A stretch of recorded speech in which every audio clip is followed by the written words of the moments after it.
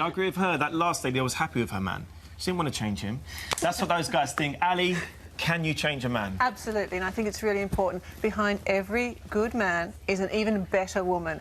And the relationships that I've had, I mean, women are hardwired to change. We're the ones that have the babies, we're the ones that look after the house, but men like to be mothered, and I'm all for looking after a man, but subtly and very much changing them, because you can't have it all. And relationships, and I know you're going to say relationships you should respect, but relationships are all about change. We go through that lovey-dovey phase, and then the man starts to sort of get a bit slack. And so it's our prerogative and our role, I think, as a woman, to be able to say, listen, guys, start picking up the things off the floor, the towels, start doing the washing up, start doing those sorts of things, ever so subtly. But we're the ones that have to have the babies, have to go out these days and earn money as well. So why should we have to do it all? We need to change our men so that they can actually participate in that. And I challenge every woman out there to make a list. How many times has she changed for her man, and how many times has her man changed for her? And I guarantee you our list will be longer. So it's about time we all manned up as women and made our men change. I think because you are so outdated, and it is so arrogant to How think is it that outdated it's to say that outdated women because we should are no actually longer in have the we right are to no say to their longer in man. the 1950s where the men go out to work and a woman's sole role is to support the man. I'm not saying that These days, men have gone out. Men have forged nearly everyone. Men and women. They've lived I away think from you're home. outdated. You're They've saying forged that a women. career. We You go are through our whole saying- life until we're early adults, styling our own lives. So you disagree with me forging our that own you career cannot decisions. change We are perfectly in capable. your relationship.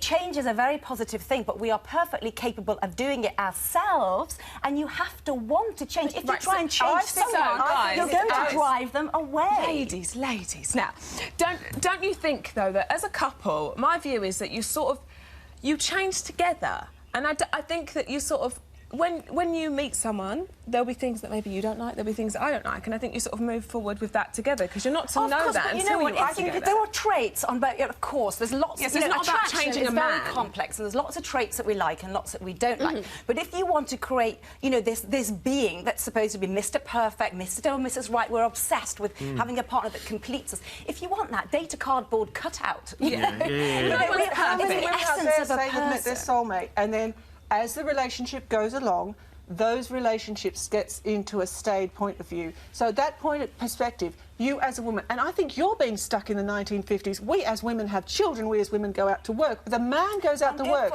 And what I'm saying to you is this. I think it is arrogant in an extreme to say that you reach a certain age and you don't change anymore. We spend our entire life changing. And we for live me, I have as a culture. We live in a culture. Ali, I was just about to say. No, our culture. We are obsessed with self-improvement. You have to be living under a rock not to get that. Look around. What's wrong with that, though? What's wrong with changing? What's wrong with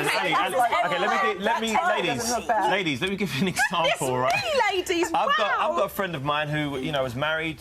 They were married for a good few years, and his wife started to enforce a change in him. You know, wanted to change the way that he was before when they met. And I think when they met, they was attracted to each other, and that attraction was what brought them together. And when she started to try and change him, it then led to a divorce. So I think obviously it's about give and take. I think it's really important, though, that we look at the relationship that we have, and as our relationship evolves, if the woman is still doing all the housework, if the woman is still going out to work and raising the child and the children, what message are we sending to our children? What message are we sending to our children? If we should not stand up to our man and say, hey, dude, pick up that towel. Hey, dude, that's about negotiating, and that's what you do. If they don't want to change in my world, then they're out. No, ladies, you know, don't talk over each other. in my experience as a journalist, I've been out and I've been undercover on marital affair websites to look at why men cheat, and I've done this for my next book. And I've met all range of men, and without exception, nearly all of them said they were driven there because they felt henpecked, they felt hemmed in. They excuse me, that's their excuse for having an affair? Of self-identity. They can't stand up to their missus? I'm so sorry, boys. Ladies, Seriously. It's a big topic. We're just going to go to the hub and see what everybody's saying there. Do you think men can change, Nigel? I don't know about that, but I'm very scared. Yes, thank you for your comments that have been coming through so far. Helen says, I changed my man. He was a wallflower when I met him. Now he's got all big for his boots. Change is not always good. Hello to Amy, who's also been in touch, who's emailed. Says, you shouldn't try to change a person. You should love them the way they are and accept their faults. And Grace Hilditch, morning Grace, says, no, you cannot change your man, but it doesn't stop us trying. Well, Christian, you've been looking not at just today's stats, but you've been through the archives, haven't you? I have. I've been going back 5 years of social data, and I've looked at people talking about whether they can change a man or not. Okay. And I can exclusively reveal that 80.6% of people think you can't change a man, 19.4% think you can change a man. So the stats don't lie. Yeah, 80.6%, yeah. All right, then. Come on, guys. Can I just say, one thing, if the roles were reversed, OK, and let's say, for example, me and you are married, right? One of my pet hates is when ladies wear those short heels. What are they Kitten called? heels, mate. OK, right, if I said to you, I really hate those heels, can you either wear high heels or flats? And I'm trying to... Would you call that controlling? No, I wouldn't, because I have changed many times for men in my life, and I think it's respect if my husband or my partner says, yeah, look, I'm going to take on board what you say, and you do it very subtly. You say, look, you know, you would look sexier in that tie, or, you know, you've got the ability to be a better man by doing this, that or the other. We go about it subtly, and we bring about change, which is positive. I'm saying that if you need change, and relationships are all about change, relationships are never going to stay the same. it's about evolving. On the flip side, don't you think altogether just maybe changing yourself is a bad thing? I think that you should be yourself. I would like a collective opinion. If a man has a view on what I wear or what my hair's like, I will, of course, I'll take that on board. But I will. It's up to me whether I decide I will change that. I will tell you something. And then have all different views. You know, you might date one man who prefers flats, and then the other one who likes heels. You know, you can't win. No, sure. Well, there's one thing, there's one thing that I have changed about Marvin, right? What's that? You don't know that I'm going to do this. But my pet hate when we got together, I love what he wears. I think he always dresses smart. But he had this thing of, like, having a bigger cleavage than me. I've got some pictures here. I've got some pictures. Look, can you see? Hold on a minute. Right?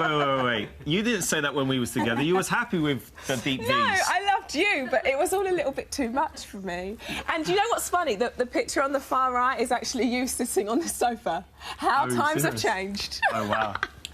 You know, I think also a man doesn't really know what's going on in a woman's world, and a woman doesn't really know what's going on in a man's world. And a good example of this, I once dated this guy, and we used to go away for weekends quite a lot, and he used to insist that I only took hand luggage. We're going to go for 5 days, you have to condense everything, all your liquids, this tiny thing.